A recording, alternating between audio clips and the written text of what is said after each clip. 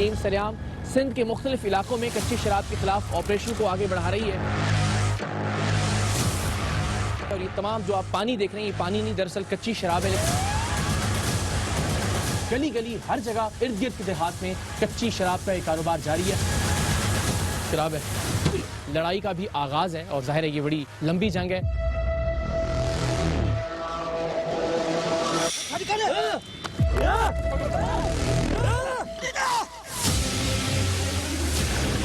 बाकी जल्दी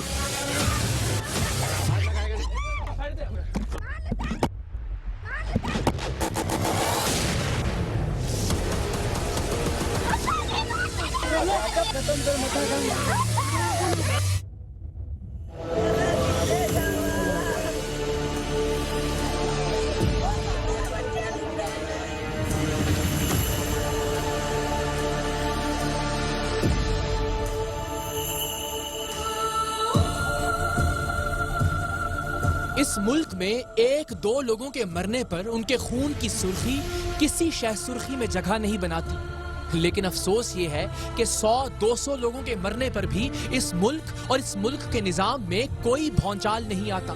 किसी वाक़े, किसी सानहे या किसी भी हादसे के नतीजे में दर्जनों जानें चली जाएं, तब भी उसके तदारुक के लिए कोई कानून नहीं बनता, कोई पॉलिसी मुरतब नहीं की जाती, कोई इदारा वजूद में नहीं आता।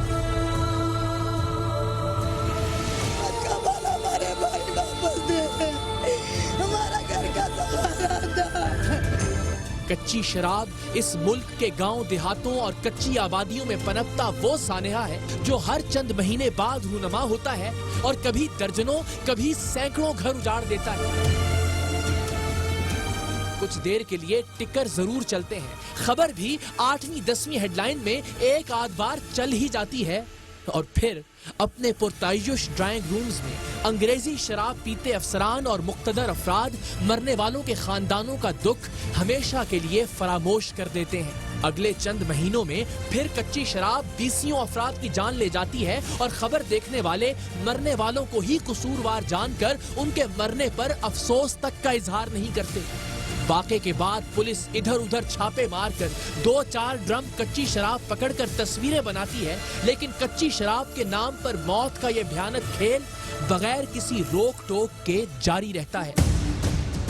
टंडो मोहम्मद खान में कच्ची शराब पीने के नतीजे में 152 अफराद की हलाकत के बाद टीम सरेआम ने सिंध के मुख्तलिफ इलाकों बिलखुसूस टंडो मोहम्मद खान में कच्ची शराब बनाने और बेचने वालों के खिलाफ कार्रवाइयां करने का फैसला किया, इस नीयत के साथ कि कम से कम ये माफिया खौफ का शिकार जरूर हो कि मीडिया और पुलिस अब इनके ताक़ुब में है। कच्ची शराब के जहर से हम शायद किसी एक शख्स की जिंदगी बचा सकें, इस अज़्म के साथ हमने अंदरूने सिंध अपने मुखबरों को मुतहर्रिक किया। इन कार्रवाइयों में हमें मुतअद्दिद नाकामियों का भी सामना करना पड़ा।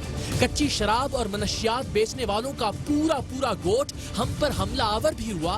टीम सरेआम के कैमरे तक तोड़ दिए गए, लेकिन हम कम से कम कच्ची शराब बनाने और बेचने वाले माफिया में एक इज़्तिराब बर्पा करने में जरूर कामयाब रहे।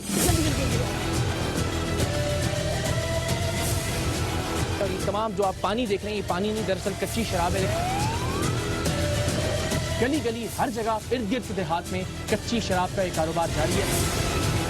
शराब है,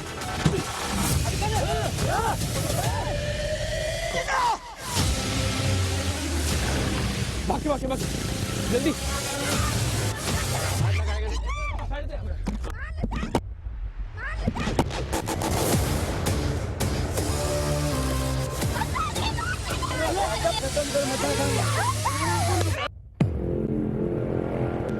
टंडो मोहम्मद खान में कुछ ही अरसा पहले कच्ची शराब पीने के नतीजे में 152 अफराद हलाक हो गए थे।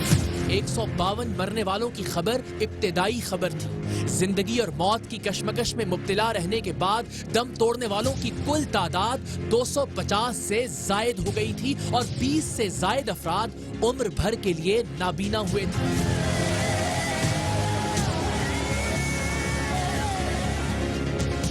इतने बड़े सानहे के बाद सूबे भर में ना सही, कम से कम जिला टंडो मोहम्मद खान में तो कच्ची शराब की रोकथाम के लिए कुछ इक़दामात उठाए जाने चाहिए थे।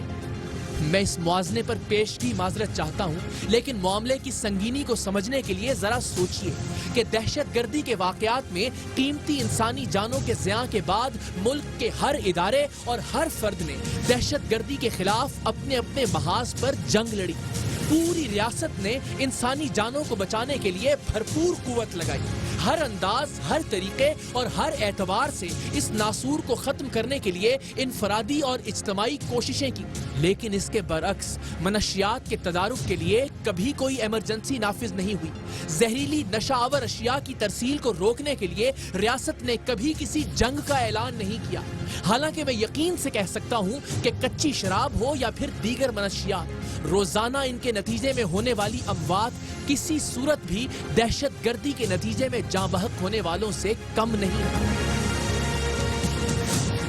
زہریلی کچی شراب سے رچنے والے موت کے کھیل کا چرچا صرف اسی وقت ہوتا ہے جب سینکڑوں افراد ایک ساتھ مر جائیں، ورنہ اکا دکا واقعات تو ہر شہر میں، ہر ضلع میں ہر روز ہوتے ہیں، لیکن کوئی پوچھنے والا نہیں۔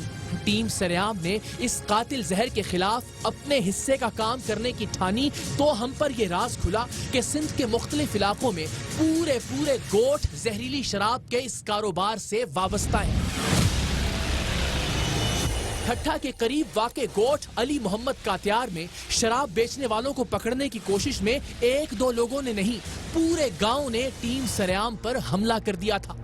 ٹنڈو محمد خان ہو یا ٹھٹھا، ہم نے جس علاقے میں بھی کچی شراب کے خلاف کارروائی کی، جرائم پیشہ افراد کی جانب سے ہمیں ایک ہی طرح کے رد عمل کا سامنا رہا، اور وہ یہ تھا کہ وہ خود موقع واردات سے فرار ہو جاتے تھے اور ان کی عورتیں ہنگامہ برپا کر دیتی تھیں۔ ٹھٹھا میں بھی گاؤں کے مردوں سے زیادہ عورتوں نے ٹیم سریام پر دھاوا بولا، جن پر انسان اپنے بچاؤ کے لیے بھی ہاتھ نہیں اٹھا سکتا۔ ٹیم سریام نے جان لیوا اور مہلک کچی شراب کے خلاف کارروائیوں کا آغاز ٹنڈو محمد خان کے گمب گوٹ سے کیا، جہاں موجود ہر گھر کسی نہ کسی طرح کچی شراب کے موت بانٹتے کاروبار سے وابستہ تھا۔ ٹیم سریام کے مخبر تصدیق کے لیے یہاں سے کئی بار کچی شراب خرید بھی چکے تھے اور اسے خفیہ کیمروں پر ریکارڈ بھی کیا گیا تھا۔